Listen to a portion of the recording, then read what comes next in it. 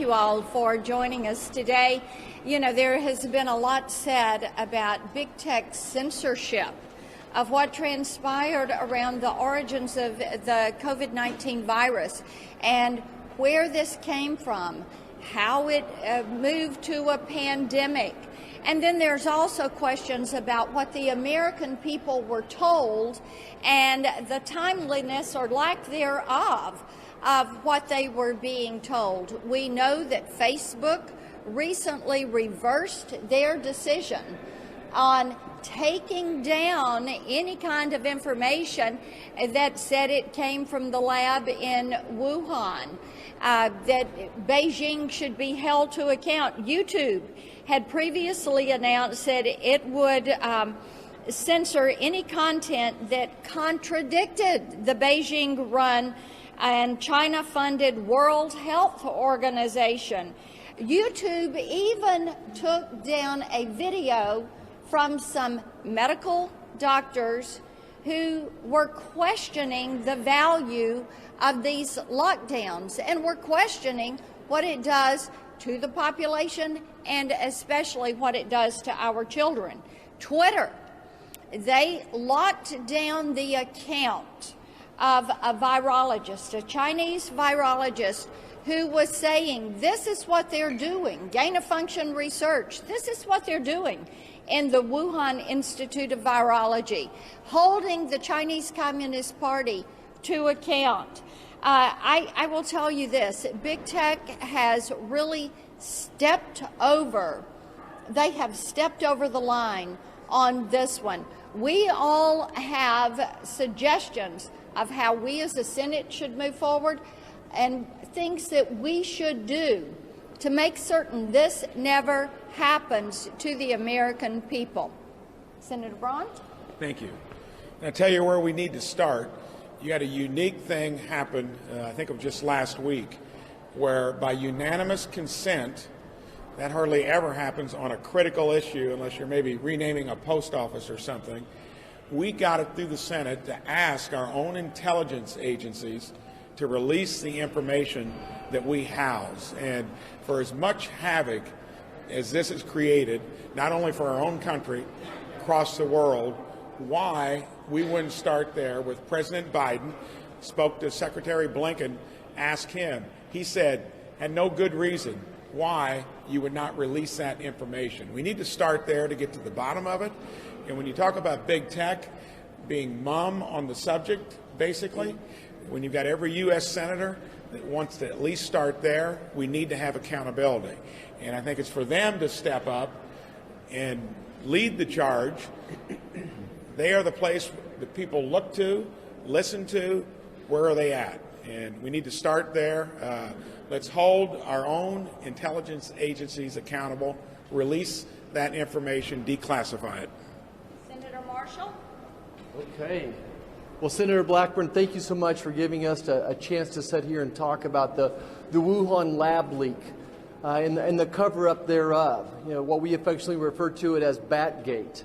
You know, it occurred to me as I was sitting there reading Dr. Fauci's emails recently that everything I learned in 10th grade science, everything I learned as a doctor about the scientific method, about hypotheses and developing theories, that we just threw that all out the door.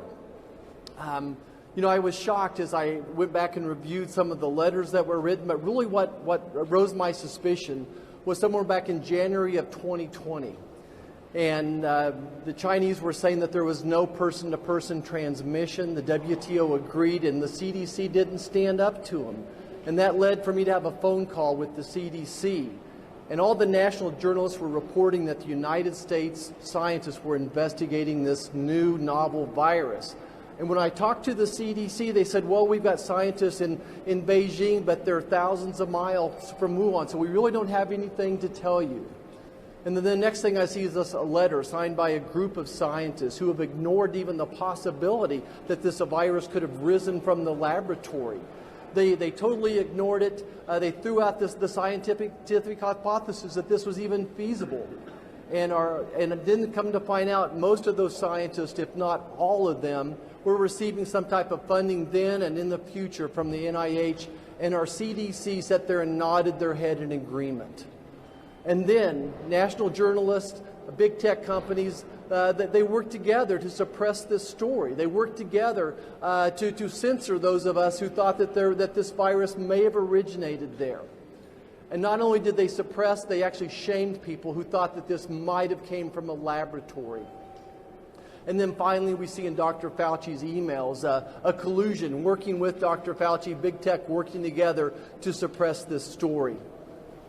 You know, here we are, we're 17 months later. We still don't know anything much more about this virus. You know, I think that we have to hold the CCP accountable. And if the United States is in any way accountable, if they helped fund laboratories that led to the development of this virus, then we need to be held accountable as well. And we need a deep dive into what viral gain of research rules look like going forward as well. You know, we're never going to get to the bottom of this unless we stop this cover-up of the Wuhan lab leak until we stop Batgate. Thanks, Marcia. Senator Johnson? Go ahead. Well, Johnson. Okay, I'll go. I want to point out that the evidence about a potential lab leak theory has been hiding in plain sight for months. You know, the fact that our federal agencies, under the direction of Anthony Fauci, funded this type of research for years has been laying out there hidden in plain sight for months. Shame on the media, shame on the social media for not paying attention to it, for completely ignoring it. The result of this 18-month gap of fully exploring the true origin of the COVID virus probably means we'll never get to the bottom of it. China's had 18 months to destroy this evidence. But make no doubt about it, China is guilty. They are culpable. They knew they had a coronavirus. They knew they had a deadly pandemic-type virus in Wuhan. They didn't allow flights out of Wuhan to the rest of China, but they let that virus infect the entire world. So we already know China's guilty. We already know they have to be held to account. I think we also need to hold the news media and the social media accountable as well. This isn't the only area of suppression. I could list a long list of false narratives, false stories that the drive-by media promotes and then never really adequately retracts. But when it comes to COVID, I have personal experience with censorship and suppression that I believe has cost tens of thousands of Americans their lives. The NIH guidelines as it relates to treatment of COVID remains a compassionless guideline to basically do nothing. Go home, isolate yourself, be afraid, and if you just happen to get sick enough where you have to check yourself in the hospital, check yourself in the hospital. Maybe we can save your life. I held 2 hearings on early treatment. Dr. Peter McCulloch laid out the 4 pillars of pandemic response. The first one is try and stop the spread. Well, China is guilty in not doing that. The second pillar is early treatment. Basically, how we apply medicine to every other condition, early detection, early treatment. Then in-hospital treatment, and then finally vaccine. Why did our health agencies, why did Anthony Fauci, why did the mainstream media suppress and censor doctors who had the courage and compassion to treat patients early with cheap, generic, repurposed drugs? Why did that happen? There is growing evidence. It's not being reported on by the media. Mexico's having great success with ivermectin. Certain provinces in India are having great success with ivermectin. Where's the reporting on that? We've seen studies where 50 to 85% of lives could have been saved. It prevents that much death. Apply that percentage to the 600,000 Americans that lost their lives, which is why I believe the news media will never admit their complicity and why they will never admit they were wrong here. But it's not too late. Lives can be saved.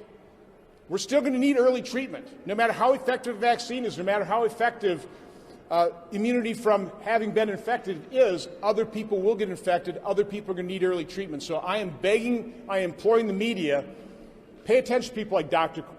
Corey, Dr. Peter McCulloch, the other doctors that have the courage and compassion to treat patients. It's not too late. We need to start and really robustly explore early treatment now. finally, Senator Wicker, who joins me in holding big tech accountable and dealing with Section 230 and censorship. Thank you, Senator Blackburn and others. The last quarter of a century has seen enormous growth in the internet, and much of it's been positive, as we all know. But the result of this quarter century has been that it has allowed a handful of internet big tech platforms to grow enormously large, enormously rich, and enormously powerful, to the point where they decide what is the news. They decide what information the public is going to get and what information is going to be blocked. And it's not just the Wuhan virus, which is an outrage, as my colleagues have just described.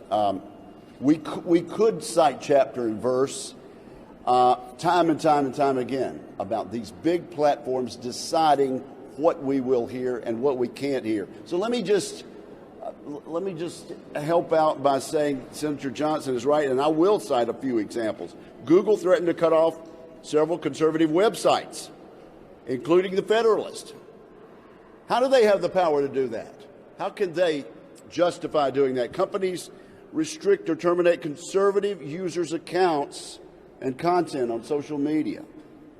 Facebook announced it's suspending the account of a former president of the United States. That is too much power for them to decide who can and who cannot make news and be quoted. Twitter moved to censor any coronavirus coverage that they thought, in their judgment, might cause widespread panic.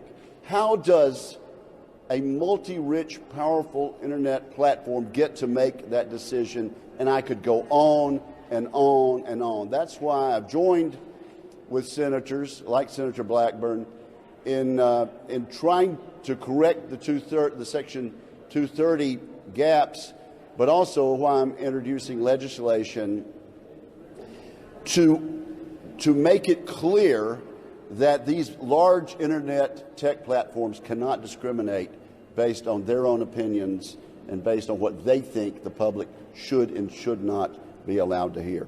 This is a serious, grave threat to freedom and the open exchange of ideas under our Constitution, and I'm glad to stand with these members on this task. Thank you all. As you can see, this is something that is going to span several committees here in the U.S. Senate. It is our job to get to the bottom of what happened and then to bring forward remedies like Senator Wicker has just laid out. Got a question?